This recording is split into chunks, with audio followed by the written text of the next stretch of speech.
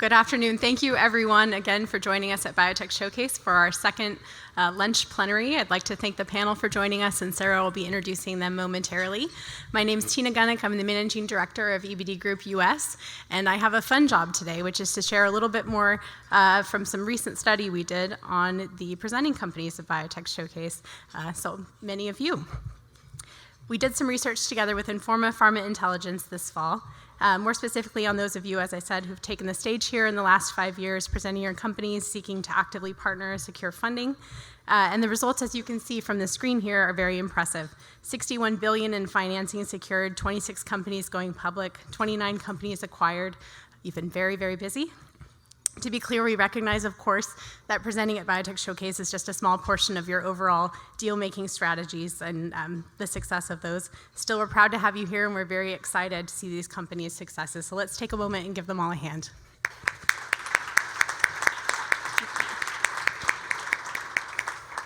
So the full report with further details, including some other fun breakdowns by average company, country, and other interesting stats, can be found in the white paper, and I've included the link here on the slide, and it's also on the homepage of the Biotech Showcase website, so you can easily find it there.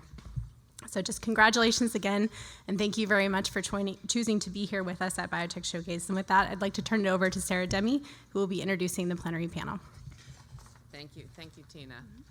So who would have thought that when we started Biotech Showcase 12 years ago, it would grow from that 50 presenting company group and 300 attendees, and I know, Art, you were one of our big supporters way back then, to an event that we believe we're at 3,800 attendees this year, and over 400 presenting companies, public and private, and well over 8,000 one-on-one meetings. So it's all happening around here, and it's just such a great testament, in my opinion, to the innovation and the life, if you will, of the biotechnology industry.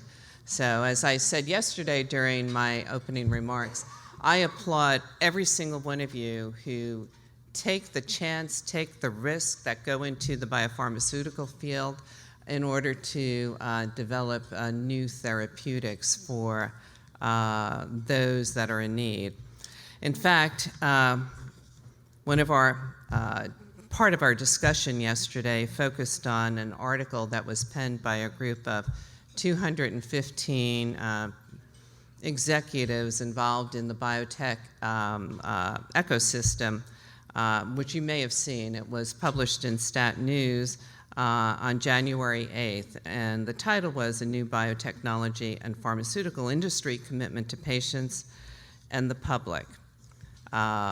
This started to generate quite a bit of discussion yesterday, but the key point of the article was that there was a commitment really to ensuring transparency and commitment to getting the best possible therapeutics to patients in need and to help them afford getting those therapeutics. One of the authors of that was Jeremy Levin, who's the chair of the Biotech Industry Organization, and he asked us if we would send that article around and the signatory page to everybody who's attending Biotech Showcase, and if you care to sign it, you are invited to sign it. I don't know when that is coming, but hopefully before we leave this week, we'll be able to send that out to everybody. Now, it gives me a great pleasure to introduce our second plenary session of Biotech Showcase 2020. It's the beginning of a new decade, the beginning of so many changes and possibilities in terms of new frontiers for our industry. Today's plenary will focus on reshaping the life sciences and healthcare landscape, and in particular, the impact on pricing, policy, and payers. We are really pleased that Michelle Keefe, the President Commercial Solutions, Syneos Health, will moderate this event. For those of you who've been with us for a long time, Syneos has been one of our oldest founders, oldest supporters of this meeting. I shouldn't say oldest, but longest term. So we thank you and everybody from Syneos Health for being with us, through all the changes that have taken place. Michelle is responsible for driving growth and performance for the company's industry-leading commercial solutions, including deployment solutions, communications, consulting, and medication engagement. She has more than 25 years in the life sciences industry and experience, including both on the service provider and the pharma side, with several years spent at Pfizer. Michelle is one of us guys, so we really appreciate that. And she has a stellar panel, which I will invite her to introduce. A note about yesterday, it got a little bit tense on occasion, just a little bit tense when, in particular, there was one questioner who questioned our political choices, the people that we had on stage with us. But the discussion was really quite lively. Any of you who know Jeremy Levin knows that he is really quite opinionated, but there's often a lot of truth in what he puts forth and discusses. The impetus is to make our industry the best and betterer than it can be, and I know all of us are here committed to doing that. So with Michelle, it's yours. The stage is yours. Well, thank you. Thanks, everyone. I'm very excited to be here today to host this panel. I have a group of esteemed colleagues who, in our preparation for this panel discussion, I think I'm really inspired by some of the things we're going to discuss today. So, we shared that Syneos Health is a longstanding supporter of the Biotech Showcase. And I think the reason that we love this meeting so much is because everybody who is here, and I know all the panelists that I've had the pleasure of working with up to now, are very passionate about this industry and sharing their experiences to help us all move forward together and make the impact we want to make on patients' lives and make the difference in innovation. It's an interesting time, right? We see it at Syneos Health, the fact that you really need to think about what are the insights that you need to drive earlier in your clinical development pathway to ensure that when you do get to market, you not just don't have a safe and effective agent, but one that provides access to the patients who need it, right? That's a big part of how we have been spending our time working with customers, like all of you in the audience. And so, pricing, value, and access, and how policy impacts that seems to be the number one topic that is on everybody's mind. And I know that the panel discussed a lot of the policy changes yesterday. So what I'll do first is I'm going to ask each of our panelists to introduce themselves. And then I'm going to ask Ken to kind of give us a little bit of an overview of what are those policies that are out there right now, creating noise in the marketplace. So I'll start with you, Ken. Please introduce yourself. Sure. I'm Ken Cho. I'm a partner in the healthcare regulatory practice in the Washington office of Hogan Lovells. And of some relevance to this discussion, prior to joining Hogan Lovells, I was the legal point person in the prior administration for healthcare reform and for the healthcare financing programs administered by CMS, including, of course, Medicare and Medicaid. I'm Sabrina Martucci Johnson. I'm the founder and CEO of Dare Bioscience. We're a company focused solely and squarely on women's health, specifically in 4 areas: contraception, sexual health, vaginal health, and fertility, with a variety of programs in development at various stages. Hi, my name's Dennis Purcell. I guess I'm the token investor on the stage. Founder of Acelink Capital, which is a venture capital firm based in New York that's focused primarily on the life sciences business. I'm Bob Ward. I'm chairman and CEO of Elox Pharmaceuticals. We're focusing on rare diseases, sample cystic fibrosis, cystinosis, ocular, and kidney disease. Great. So I don't know how much we want to debate. I think the debate happened yesterday, right? There was a large debate yesterday at the plenary, but I do think it would be great to ground the audience on, what are some of the policies that are potentially being brought forward, and how are they impacting the market that everybody is working in today? Sure thing. So I'm happy to set up this conversation among the panelists about the current federal public policy landscape. You don't need me to tell you that drug pricing reform remains one of relatively few areas of strong bipartisan interest. So risk abounds for the pharmaceutical and biotechnology industry, but perhaps opportunity exists too. All that said, there, of course, continues to be at least one high-profile issue inside the Beltway distracting the attention of policymakers these days, as well as general Washington hyperpartisanship and dysfunction.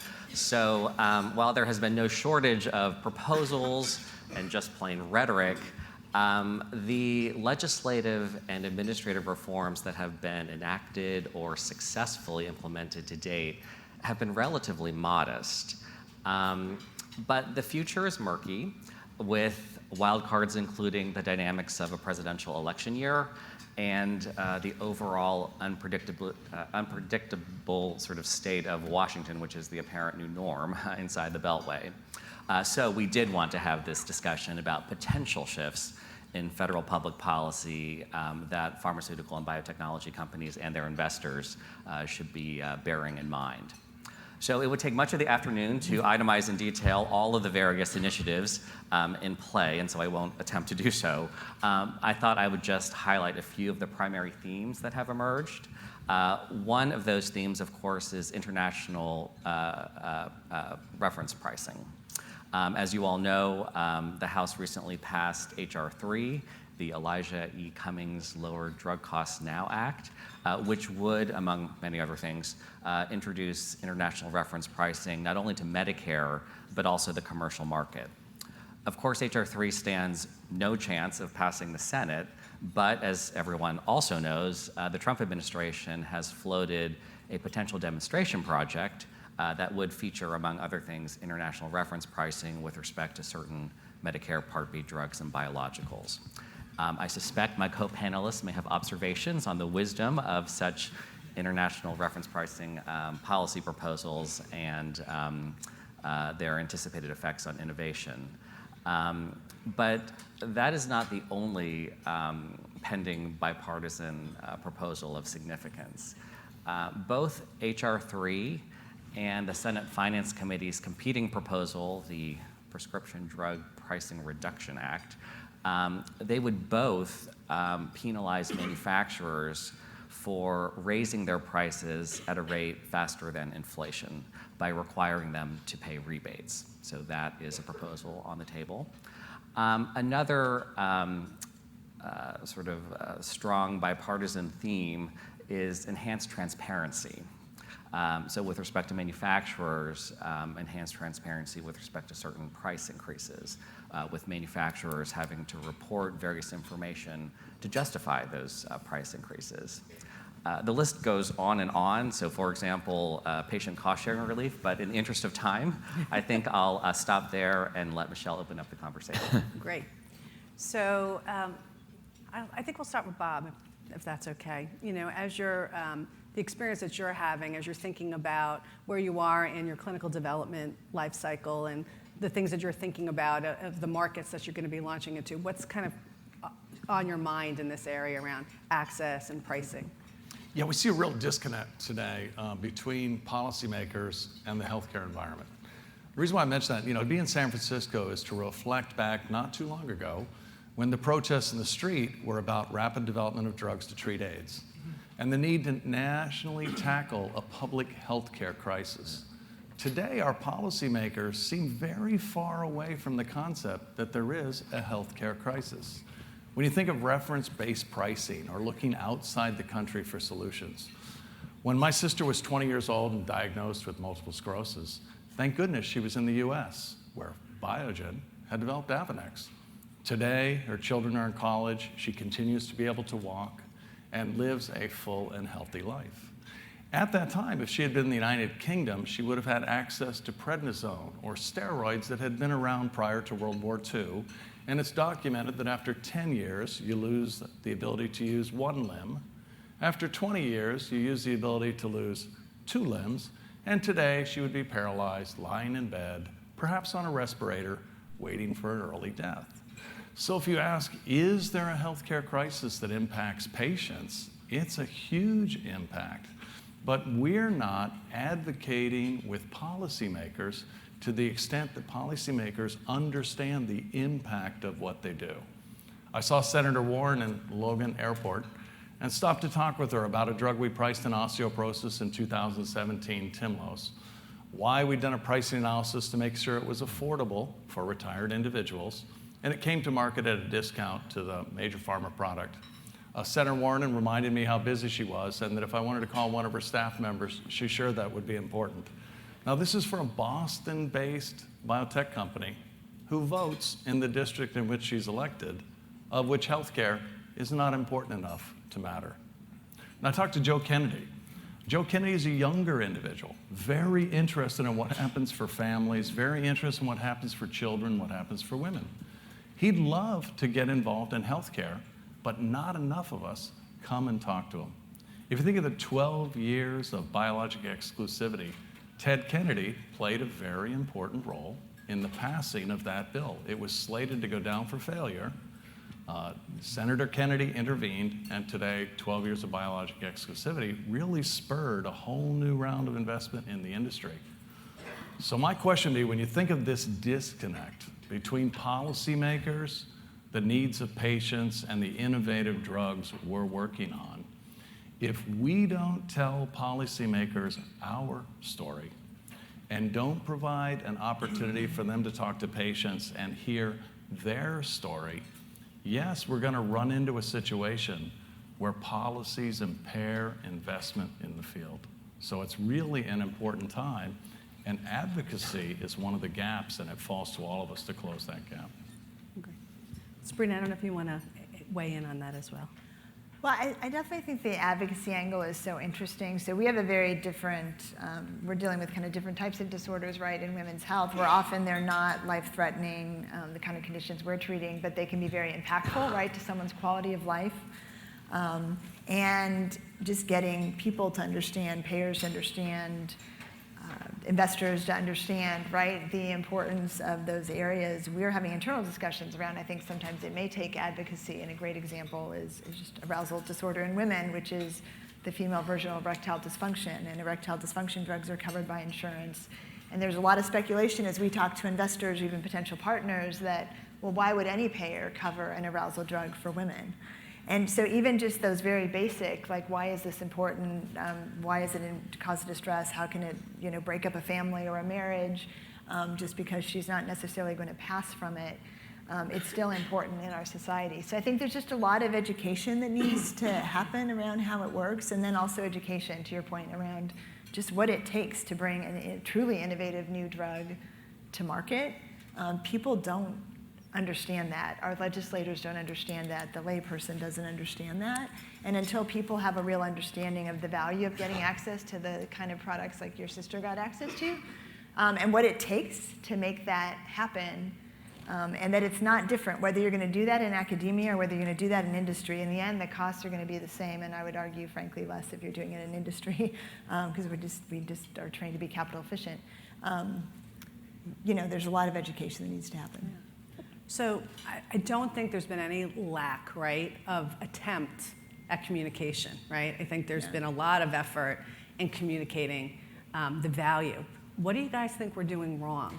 That there's just, you just even think, I think Jeremy yesterday talked about the Gallup poll that says, the pharmaceutical industry is, at the bottom of the barrel in regards to reputation and trust with patients and trust with the average consumer. So it's not, there's a lot of messages out there. What are we doing wrong? Well, if you think back to Gilead's breakthrough medications and hepatitis C, a cure, you have to admit, that's tremendously remarkable.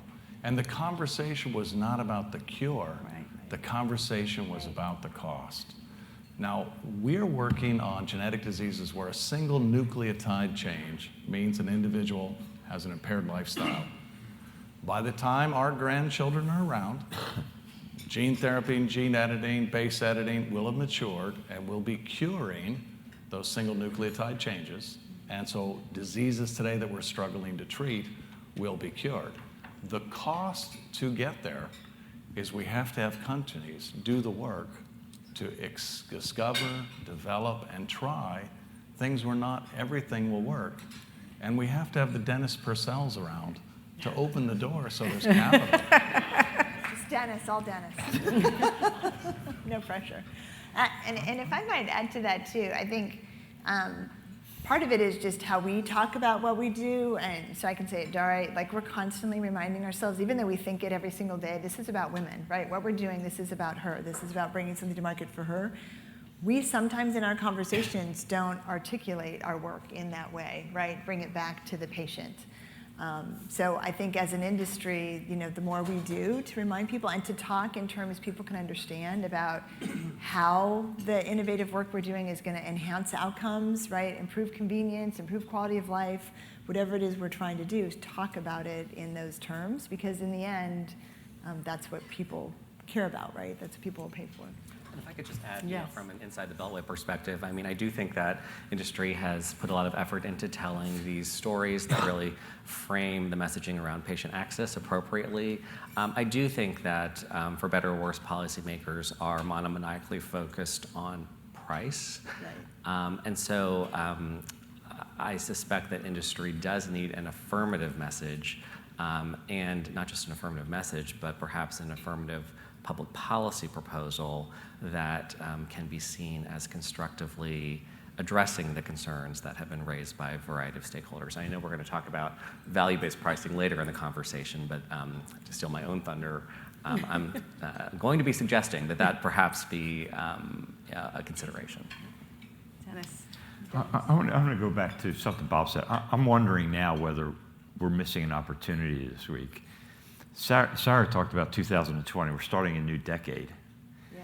You think back to the last decade, hepatitis C, HIV, cystic fibrosis, sickle cell anemia, Hodgkin's lymphoma, childhood leukemias, gene therapy, rare diseases. Geez, oh man, what a message. Where is that article being written? Why isn't that the front page of the newspapers this week? Why is it pricing? Are we missing, as I'm listening to this right here, I'm saying, are we missing a golden opportunity right now? That's the message of this week. Look what happened in the last decade. I get a lot, look what's happened to this conference over the last 20 or 30 years. Look what's happened to medicine in the last decade.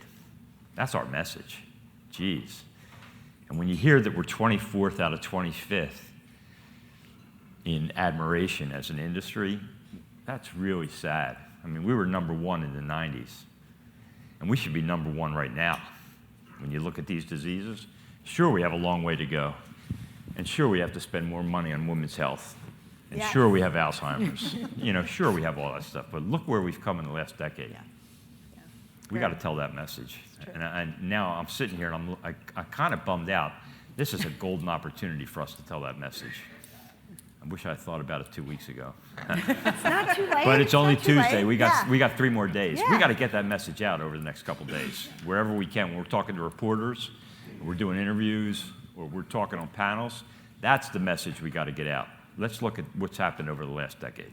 And the second part, Dennis, when you think about it, a lot of the innovation happens with our younger staff members, our bright young scientists who bring a new perspective. Bob Swanson used to say at Genentech, our most valuable assets go home at night in tennis shoes. So if you think of these young, bright minds that we're attracting to tackle some of these problems, they have to know that in doing so, we, and collectively as the public, appreciate the fact that yes, on Saturday and Sunday, they're in the lab. It's 11:30 at night, they're taking down a gel. They're there at 6 in the morning going in to check on the animal colony. And the reason they're doing it is they want to positively contribute to finding something that improves humans' health. And that's what inspires them to work. All the other things we do help, but that's truly what inspires them. And we're dependent on having young scientists. We have to attract them to the industry. Yeah, it's the social impact. So I don't mean to be the ER of the panel, but I think that all of that is right. I mean, I do think that there is a very positive message to tell. I just, trying to channel sort of some of the cynics out there. I think there is a concern by some that, with this dramatic shift, right, in the state of the science over the years, there are commas being added to the price tag, right? We're now sort of at 2 comma numbers, right? And I think that I've seen policymakers be duly impressed by what is now clinically possible, but they do, I think, have rightly or wrongly, questions about pricing and the degree to which that in and of itself may impede patient access. So I just think we need. So I just mentioned 2 things. First of all, when you're bored, please go to the World Health Organization website and look up the global state of antibiotics. So first of all, they're all priced substantially below the United States. The most recent evaluation by the World Health Organization, 1/3 don't contain drug, 1/3 don't dissolve, 1/3 contain drug and do dissolve. So if that's the type of medicine we're looking for, it certainly can be done at a lower price point. But if you think of the message, the action item is when bio has fly-in, which happens every year, everybody's invited, you have to go in and talk to your elected officials. You're creating jobs in all of their districts. You're driving economic growth. You're helping change healthcare. They have to talk to you so that they know that you're real and a person and they hear what's happening in their own districts. It makes a big difference. A lot of Washington's a little isolated. So let's Let turn me ask you a question. Yes, go right ahead. All right, so the prices have moved 2 digits to the right. Do you think that part of the issue that we have not explained to the general public what we do well enough? The general public doesn't understand that to find some treatment for Alzheimer's, it's going to be in the billions of dollars, and we're going to go down blind path after blind path after blind path? Yeah, I think there are And at to least find 2 audiences here. There's sort of the general public, and I do think that the healthcare system is complicated enough that it is, I think, hard to get. How about the drug discovery process? Have we not explained that well enough? I think. Go ahead. Or are we coming back to that? No, please? we will, All right, but go I ahead. think it's a very interesting thing because I think that has been where we've been spending a lot of our time, and it's we're just not having impact with that message, right? So we all know that we need to fund innovation to make a difference in people's lives. I mean, everybody that's in this industry is very aware of that, but it's interesting when you really look at where there's been the bright lights or the positive signs around certain brands that have come to market and have been, even at very high price tags, have been said that they were responsibly priced. When you really think about that, when you look back at some of the things that they did, early on, they focused on access to patients, patient advocacy, and to your point, the story of your sister, right? I mean, they really got in early on helping people understand the value and also looking at their own clinical data and how to think about durability longer term for these higher priced products that are making a huge difference in people's lives. So, I think that's a conversation we should have too, is like, what are we going to do different earlier so that when the media picks up, right, when the media decides to put something out there, which is where the average patient and consumer is getting their information, how are we going to affect that narrative? Because funding innovation, I hate to say it, isn't landing the way we want it to land. And honestly, I think it almost doesn't matter, in the areas where we work, we're talking more hundreds of dollars a month. We're not talking thousands or tens of thousands of dollars a month. And it's in the end, it all comes down to that message of why does this product make a difference, right, to that patient? And why should that patient and people care? And why should people find a way to make sure that that's available? And so I agree. It's like coming back to that message and figuring out the best ways to communicate it, whether it's to patients directly, whether it's to legislatures, whether it's to investors, whether it's to the companies that are going to, in the end, invest in taking those products forward. But that's what it all comes back to. And I don't think sometimes that people take a step back to think through, right? What would the difference have been using, again, not to talk about your sister so much, but right, to take that example, right? What would have been the difference? Of taking something that cost 10 cents a day versus something that completely changed her quality of life and duration. Well, and the other part is that, for example, Vertex in their presentation yesterday talked about taking their new triple combo from first drug synthesis to approval in 4 years, a remarkable achievement. As a part of doing that as a pediatric drug, they will receive a pediatric priority review voucher. Now, since they're economically well off, I'm sure the value of that voucher is less important to them than it might be for many of us smaller biotech companies, so that ends up being a very important component. Do you know that's scheduled to go away this year? It will expire in the mid part of this year. So it's very important that those types of incentives be maintained, because if you said, I'm going to come and talk to Dennis and say, we're tackling an ultra-rare disorder that affects people at the age of 6 months old and older, economically, it's not a major commercial driver, but there's high unmet medical need. And one of the rationales for doing the program is if we are successful, there would be a pediatric priority review voucher, which can help justify the investment to undertake a high-risk program. So often these incentives are viewed as gifts or giveaways, but the problem is that without them, it does decrease the level of investment. And right now, we way underinvest in pediatric treatments. So Dennis, you're shaking your head over there. So you're evaluating, all these companies are coming to you for investment, right?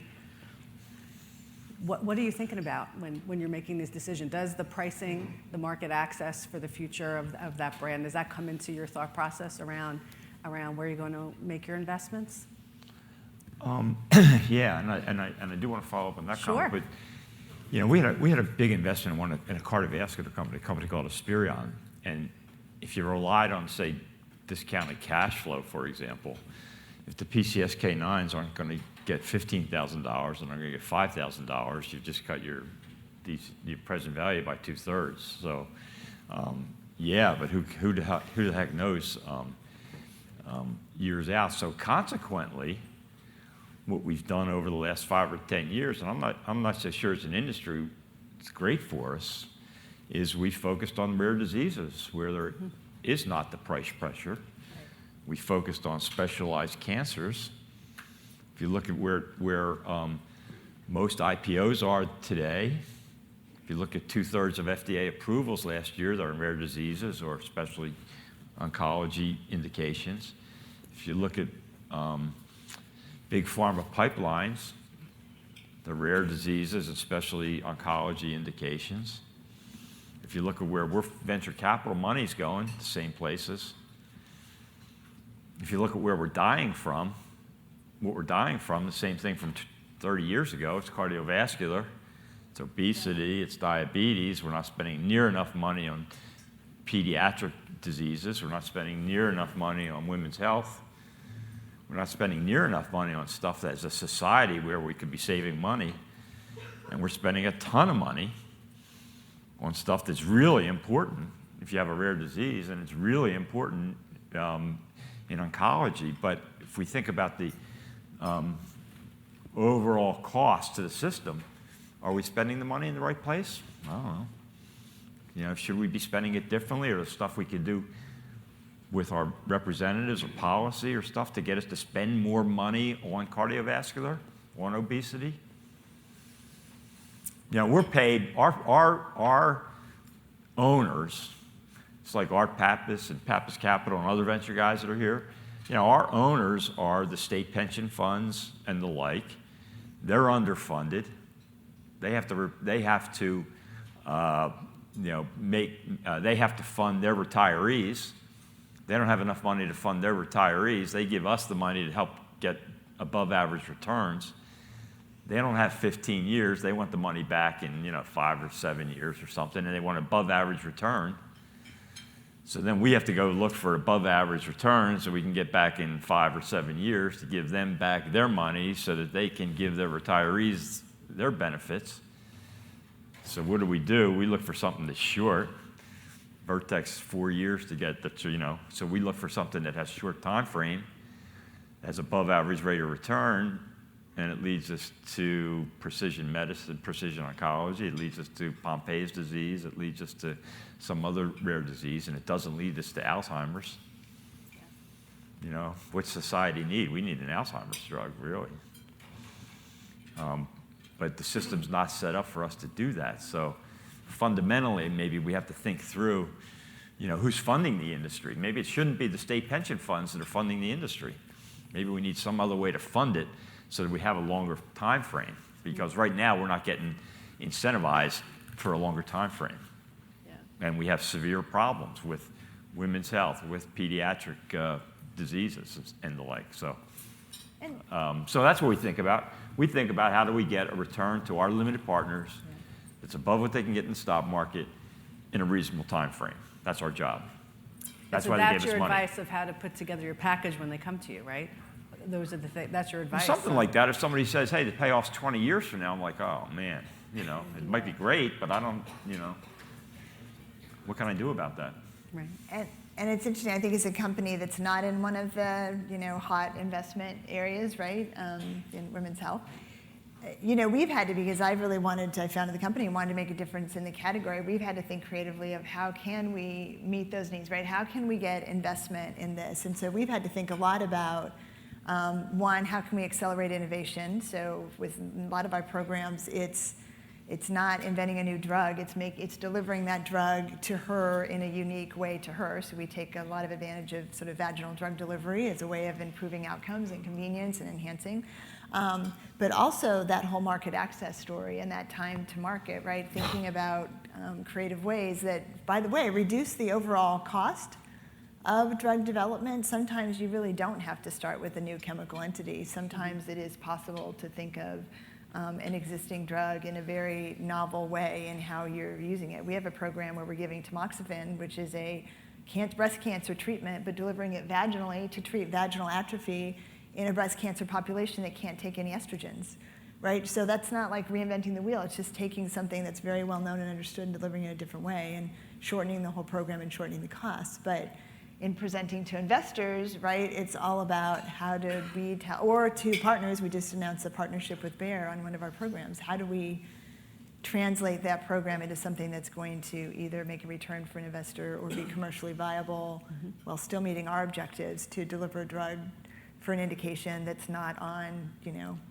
either as uncomfortable dinner conversation or, certainly not bannered around all the time.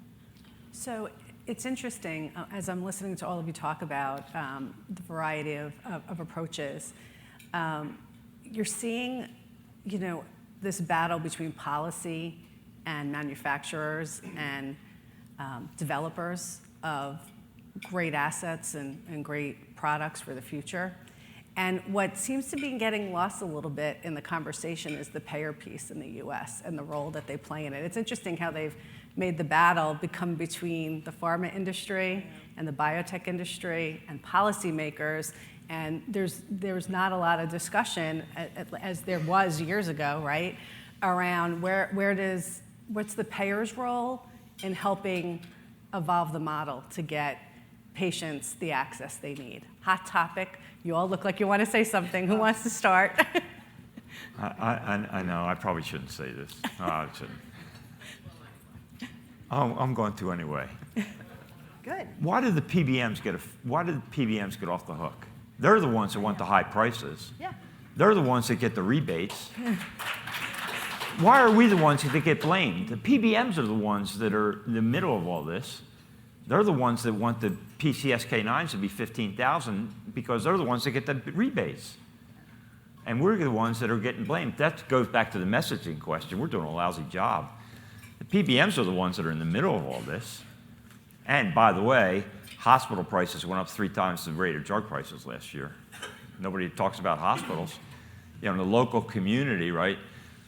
And God bless the hospitals because we'd be lost without them. But the local community, the hospitals support the Boy Scouts and the local baseball team, and everybody knows the hospital, and they sit on the hospital boards, and the hospitals are the greatest thing in the community. I get it. That's awesome. And hospitals, everybody loves their hospital. It so happens hospital prices are, as I say, over the last number of years, tripled the rate of what drug prices are. But you talk about Gilead and Hep C, that's all you hear about. You don't hear about cure, you hear about the prices. And yet the hospitals have done such a great job in their communities of being the good guys. Yeah. And in our communities, we're the bad guys. Maybe it's a messaging thing, but you go to these communities, everybody loves their hospital. And rightfully so, they're doing great. But you talk about healthcare costs, you talk about PBMs and healthcare costs, oh my goodness.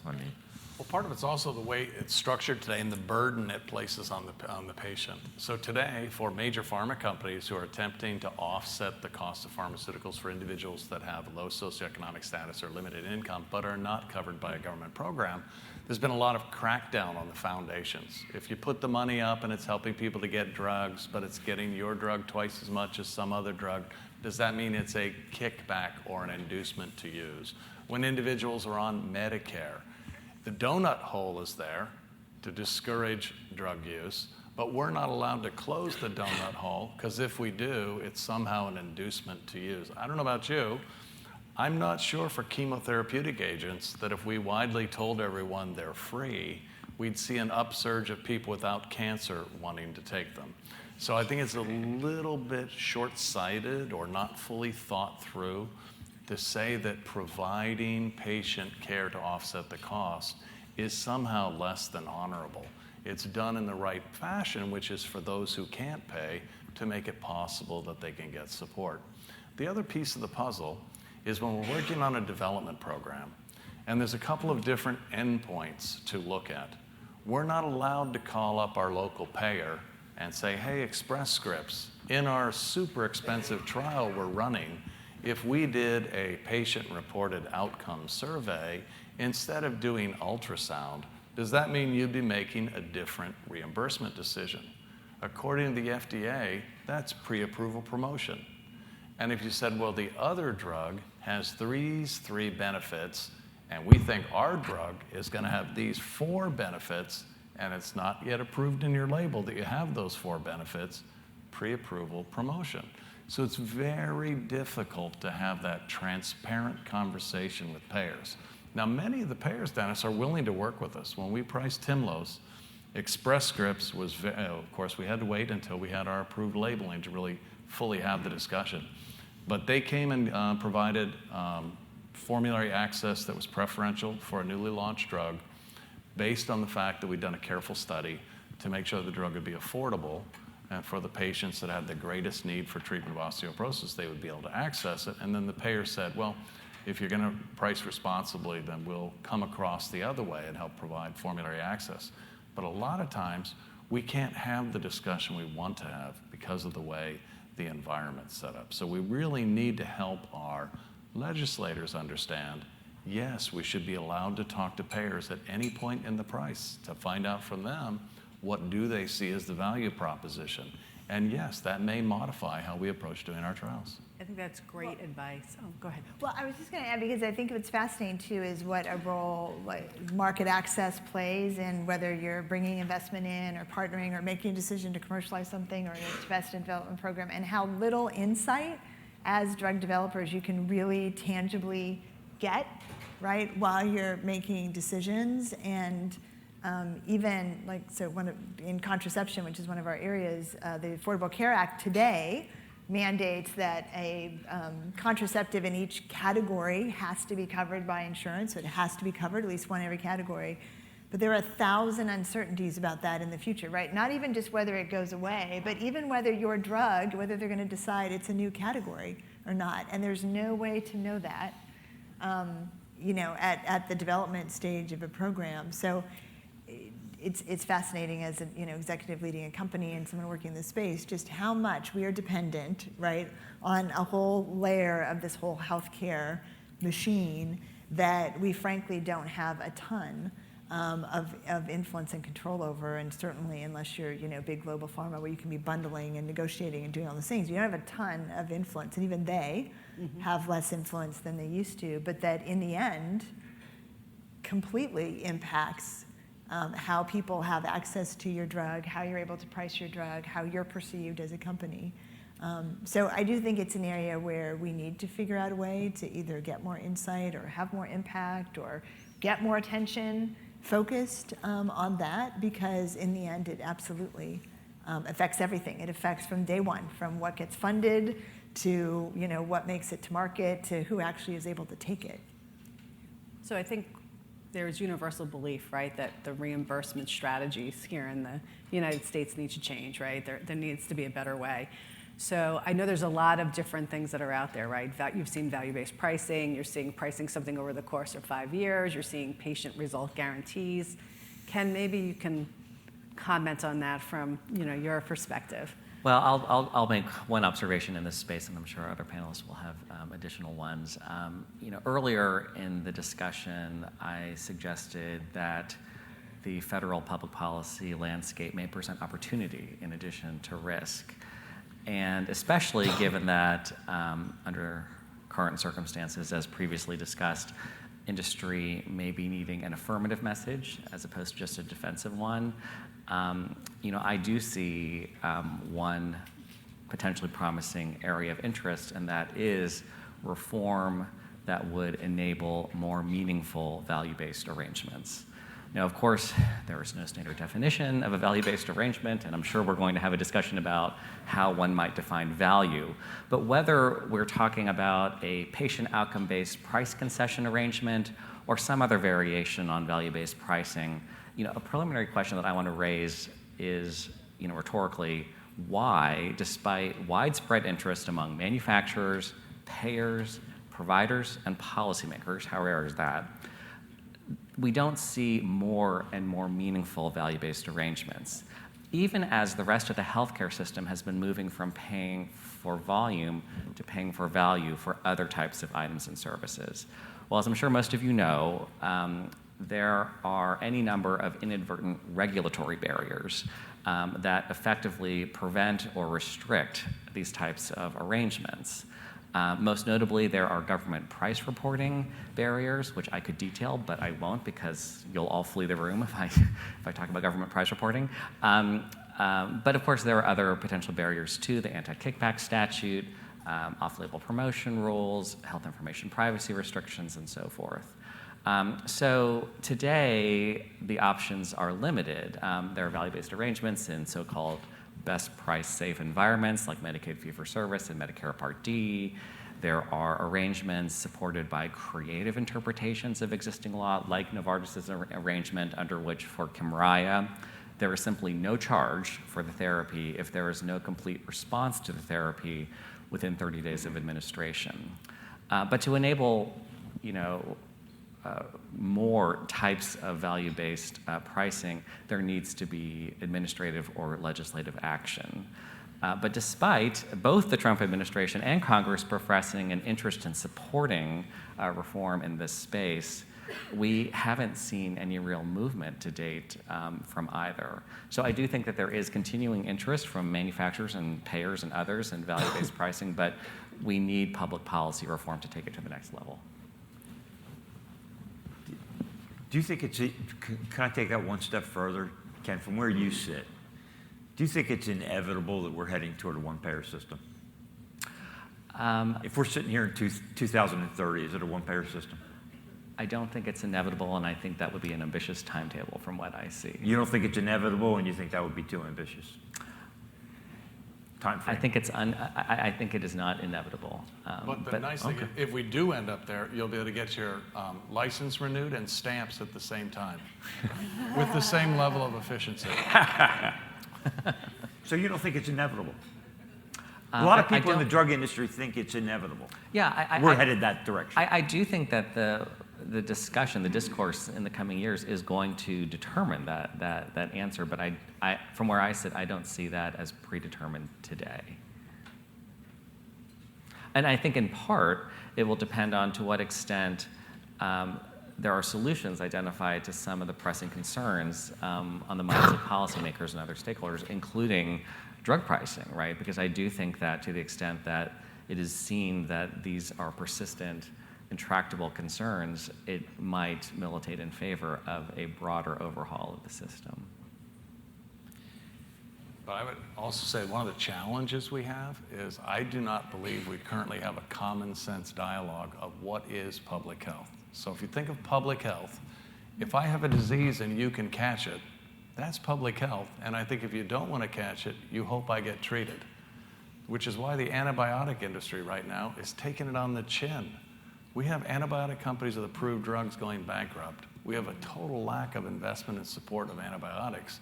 And if that continues, we will come back to a true understanding of what public health means. You know, today in Los Angeles, the deputy mayor has typhus, and the reporter sent this report on the typhus epidemic, also was bitten by a flea and got typhus, which was very popular, I believe, during the Roman Empire. So there are historical lessons we will relearn if we fail to have common sense about what is public health, and we have to make sure that there's sufficient investment to create a framework for people to be successful in tackling public health issues. So, I just have to add, so, and not to keep bringing things back to our portfolio, but we have a phase 3 program for bacterial vaginosis, which is a bacterial infection. It's the most common infection that a woman can get. It's not sexually transmitted, it's just a common, right? The cure rate right now is 40 to 60%. They're given metronidazole, clindamycin orally constantly. So we have a drug, phase 2 data, 85% cure rate. And the question we get from, is, well, but is insurance going to cover that? Right? 2x the cure rate of current therapies. Vaginally, one-time vaginal, so you're not getting the systemic. And that, right, so that's the landscape we work in and operate in, which is silly, right? Because if you think about it, if we're thinking about outcomes, if we're thinking about value-based, we should be investing in a product that can double the cure rate of the most common vaginal infection that she's going to experience in her lifetime. But that's not, as the whole kind of ecosystem that we work within doesn't always think of it that way. And you're right. I mean, if we don't start thinking about things that way, sometimes we're not going to move something forward that is truly deserves to be moved forward and people have access to it. Take that debate with the hepatitis C. Yeah, it's $80,000 exactly. and save Right. $400,000. I mean, Right. that's like a no-brainer, right? Yeah. Right. And that's why it's great to be in San Francisco, because if you think of the AIDS activism, because of AIDS activism, there are patients on FDA review committees. Yeah. There's fast track approval. And what it says is if we successfully advocate, positive change can come forward, but we have to advocate. If we sit here passively, we'll end up with policies that we've come to find are not necessarily beneficial for the industry. So it sounds like advocacy and getting the patient involved early in expressing the value of what potentially these products will bring to them and their lives and their families and the difference that they will make is a key piece here. How early do you get involved with your advocates in your clinical development program? How early should you really think about patient advocacy? Well, when we work in cystic fibrosis, we're the fortunate beneficiaries of really Vertex's success. Mm-hmm. The Cystic Fibrosis Foundation has really enabled the disease to be a true molecular medicine. And what I mean by that, patients with cystic fibrosis generally know their genetic sequence. It's very unusual. The reason why they know that is the first approved drug required that you knew your sequence to know if it would be potentially efficacious if you get access. But the Cystic Fibrosis Foundation helped patients to be able to figure out, how do I get a sequence? What is it that I want a sequence for? If I have it, what does it mean? So there is a really important role to play in many of the nonprofits for us to be able to have a voice for the patient to work with. And it does impact the regulatory approval process, clinical trial recruitment, the ability for people to view the disease as an important disease. And by people view it, I mean non-affected individuals to have awareness of what the burden is of the disease. And there's never a time that's really too early. We had a great opportunity to sit down with the Orphan Drug Division around Crestor, which was approved for pediatric homozygous familial hypercholesterolemia. And the highlight of sitting with the Orphan Review Division is that we had a patient come and share their story with the Orphan Division. And the folks who are working at the FDA share the same view that many of us do. They'd love to see a new therapeutic come forth that benefits people. And much like us, they have a lot of work and a lot of hours, and the opportunity to refill their cup of inspiration by hearing from a patient that the work they're doing makes a difference really is as beneficial for the folks we're working with on the regulatory side as it is for our own staff. So the opportunity to reach out and engage and give people the opportunity to hear the stories makes a difference at all stages in the programs. And to your point, it can make a big difference that you touched on from a regulatory perspective. And we went through a process for our arousal disorder program, which there's nothing approved right now for the FDA. So it took us 1.5 years, so it took time. But we did a whole series of interviews with women. Part of it was to validate a new patient-reported outcome, but we then shared all those data with the FDA. And I've got to tell you, to be able to share those transcripts and the summaries for them to read about how truly distressing this is to women, in the end, it really created a collaborative environment. So, I think they're humans, like, right? The people at the FDA, they're people. They're moved by human stories. And so I think you have to look at your program and figure out the right way for that particular program to bring in the patient story and to make sure that that's heard. But I think it can be powerful, to your point, at a lot of different points along the path of drug development. And in very interesting ways. Like in this case, it really created an opportunity for us to get an endpoint, that we needed to have a decision made on for the indication and to educate to do that. But it is amazing. If you said in the San Francisco Bay Area, one of the major biotech clusters, or in Massachusetts, another major biotech cluster, I'm not sure that you hear a politician in either cluster advocating biotech is important for driving human health. The level of innovation is fantastic, and we need to continue to foster an industry that makes a big difference to what happens economically in those districts, but affects the healthcare of people. So if you're in a biotech cluster and you find the politicians are not aware of what's going on, we have to share our stories with them. So we've got some pearls of wisdom so far, right? So we heard you can't get patient advocacy involved in the process early enough, right? Yeah. As early as you possibly can, getting the patient voice. Made the comment that the FDA and the payers are human, right? So when they really do hear the patient stories, that they are trying to think through how they can create access for the right patient at the right time. One of the things I thought we could do to wrap up the panel and go to questions is, you said you think this is ripe for opportunity. There's a lot that people are talking about that are going in the wrong direction, but it's ripe for opportunity, right? In the middle of every difficulty lies opportunity, right? So what are the opportunities that you would give some advice to the audience on? What would be the one opportunity that you see them, the ability for them to take advantage of in the market, access and pricing and policy space? What would you encourage them to do so that they can have the success they want to have as they're developing their drug? So I don't know who wants to start. I think it's pick an issue that you personally care about related to the industry and feel comfortable sharing it with your friends and talking with people about it, whether it's pricing transparency, whether it's investment in women's health versus pediatric health, whether it's, did you notice Hep C was cured? All of these are great conversations that can help people understand there's a lot more going on than they know about. Thank you. Approvals aren't the end game anymore. I remember thinking back to this conference way back. Proof of concept, you used to be a winner. Yep. Then whether you're relevant, proof of relevance, you were a winner. I don't know the next buzzword, but I think it's like proof of acceptance or something. You got to think of whether you're going to get accepted. One has to think whether you're accepted in the market. Or is somebody going to pay for it? You can't do it too early. It's not proof of concept anymore. It's not proof of relevance. It's not approval. Proof of acceptability, as early as you can. And we really talk about that in terms of, and my thing I would say is just focusing on the outcome, right? Can you with a straight face, the thing you're doing, the program you're working on, the disease you're tackling, the drug you're developing, are you really going to make a difference on outcomes, a clinically meaningful difference on outcomes? And I think if you can say yes to that, a lot of that follows, because you should have a better chance at market access. You should, we should obviously be hitting all the other hurdles along the way. But so that's what we've tried to focus on and try to have an articulate communication strategy around that, whether it's with investors, whether it's with, potential partner, whoever it may be. Great. Okay. And this is more industry level than company level, but of course, being mindful of the federal public policy environment and just being mindful that I think it's very risky to continue to rely on dysfunction and inertia to save the industry. It really is incumbent on the industry to come forward with a positive agenda in Washington that will be seen as making a meaningful difference in this space.